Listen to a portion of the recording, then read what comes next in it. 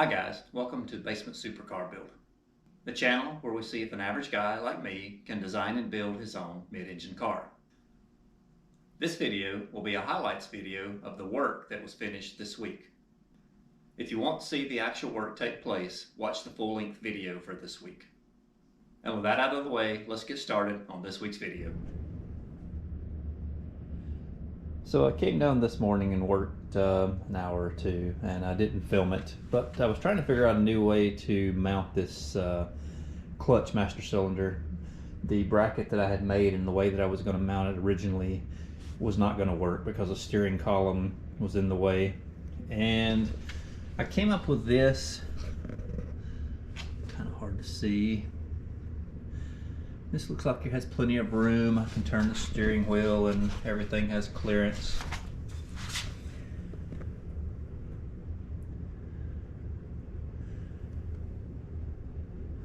I believe I'm going to place it here. It looks like it will work here just fine. I can weld it in. It'll be pretty rigid.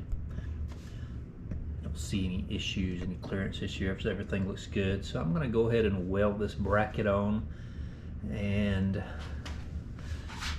call this this part done, but let's see how it welds. A couple of quick notes. I have a new saw, and a few weeks ago was my birthday, and my dad bought me a new saw for my birthday, and we ordered it several weeks ago, but it was on back order. It just came in this weekend. I went and picked it up, finally took time and assembled it the other day and started using it. I've cut one or two pieces on it so far. Cuts really nice. Love the saw. It's a big upgrade from the wore out saw that I was using. But anyway, wanted to give a big shout out to my dad. Very unexpected, and I really appreciate it. And I guess tonight I'm going to be working on running these plumbing lines, these tubes, all the way through the car. I've got holes cut and drilled through the midsection here. I've got to go through this lower tube and possibly all the way up through this very front tube. I'm not sure if I'm going to stop just behind or just in front of that tube yet. I'm still waiting on UPS to deliver one tube. It should be here within an hour or two. It's coming today. Once I get all these tubes ran through the car to where I'm happy with them, I'm not sure what I'm going to do next. I have sway bars and parts ordered to come in to finish this front sway bar, but those parts are on back order. It's probably going to be another week or two. I also have some brake calipers ordered. It's going to be maybe a week before they come in. I've got to work out the caliper mounts and how I'm going to do those exactly, because they are not stock Corvette brakes. They are actually a set of Brembo brakes off of a Cadillac CTS-V. I know they fit the Cadillacs, I know they fit the Camaros, and I'm hoping I can adapt them to fit on this project. If not, I guess I'll wind up having to sell them, but I'm thinking and hoping that I can make them work here. But if I get the plumbing, the pipes, plumbing finished, and none of these other parts have shown up here before I'm done, I may go ahead and start working on motor mounts. I have all the material here to make the motor mounts, and that is the next thing on my list to do after these other things. The motor is ready, sitting here in the corner still, to be mounted in the car, and I'm thinking that will be the next big thing that I start working on. So let's get to work on running these pipes and see how many days that takes me. Well, I have the tubes in, at least as far as I'm going to take them right now. You can see there are 4 tubes here. They'll stop somewhere in this area depending on where the engine sits exactly and how the rubber hoses are shaped.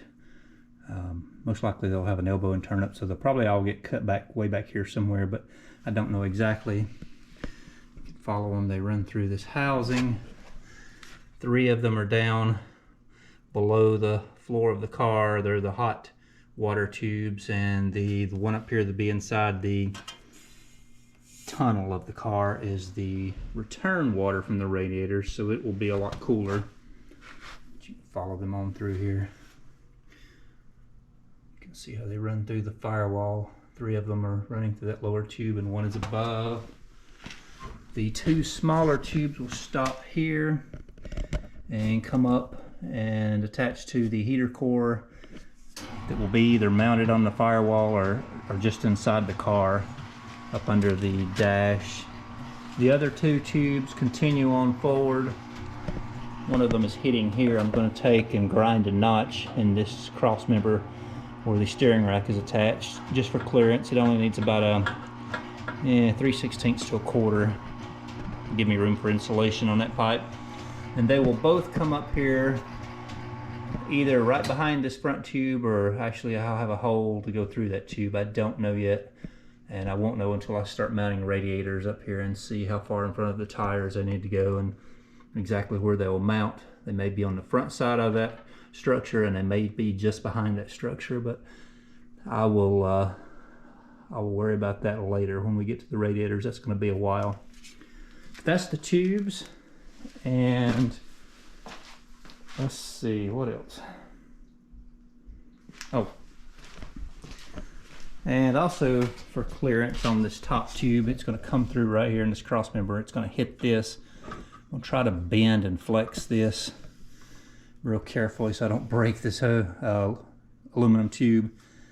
It's got to be bent and come around, miss this frame member, and I want to bring it down here and bolt it in 2 places with these clamps that are on it and get it down below this tube.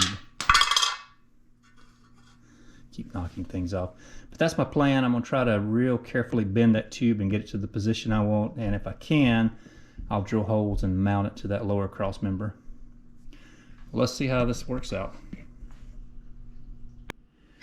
Started working on the pieces for the engine mount. I'm waiting on some rubber parts to come, or it's actually an engine mount kit that has rubbers in it. I'm going to use some pieces of it and some pieces of what I have laying here.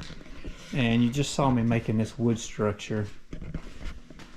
Got it sitting in the car here. This plywood base will bolt to the back of the engine, to the bell housing bolts, and then I'll lower the engine down in the car. You can see I've got this notch to where it sits in between the tubes, sits on the tubes. I've got 2 2x4s here to keep the engine in a perfect center line and alignment. I'll hook the engine to the chain hoist with this wood fixture attached to the back of it, and I'll lower it down till it sits here on the frame.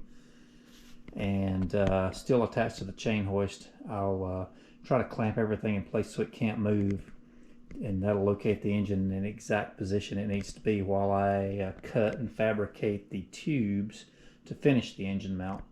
And I'll go ahead and tack weld those in place while the engine is suspended exactly where it should be held, just to ensure correct alignment. But just wanted to show you what I was building here. Well, the engine is sitting in the car, close to where it goes. I need to measure the exact placement, front to back. Alternator is a little bit closer than the seat to the seat than I was planning on, and I think the motor might need to slide forwards just a tiny bit. I'll have to look into that. I know they make different alternator brackets to position that alternator in a different location, and that is something I may need to look into, but I need to open my solid files and measure exactly where I have the engine placed and verify that it needs to come forward or not. It could be in the correct location. It's close, but you can see it sitting here. Probably saw me in the video. I mounted this wooden fixture to the back of the engine. I bolted it to the bell housing holes, and that helps me align it perfectly. It is centered left and right, and should be correct rotationally because it's sitting on the frame here and here. I'm not sure that it is level front to back. I've got it sitting on some blocks and it is close, but it may not be perfect. I'll have to verify when I get ready to do the engine mounts that it is dead on. But it's in the car, it fits. It looks like there's plenty of room for headers, which is one thing I was worried about. And I don't see any issues other than that alternator being so close to the seat, and there are ways to work around that. So kind of happy with this. I have done about all I'm able to do today. I ordered some engine mounts that will be here tomorrow.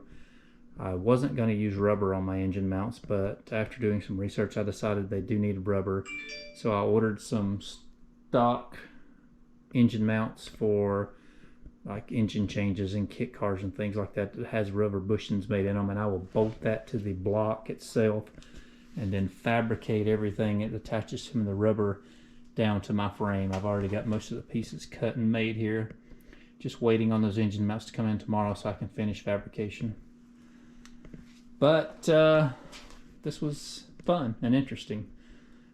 And we will get into the engine mount fabrication tomorrow.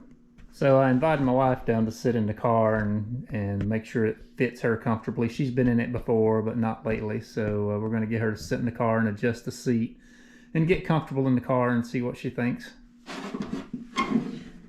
Pull the seat up where you're comfortable.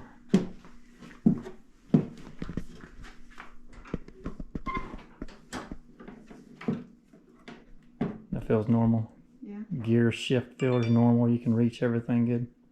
Yeah, I think so. Okay. All right. Steering wheel's comfortable. Feels about right. Up and down, front to back, everything. All right. See how easy you can climb out. Oh. It's low to the ground. Yeah, this is my wife. Her name is Crystal. We'll try to get her in some of our future videos too.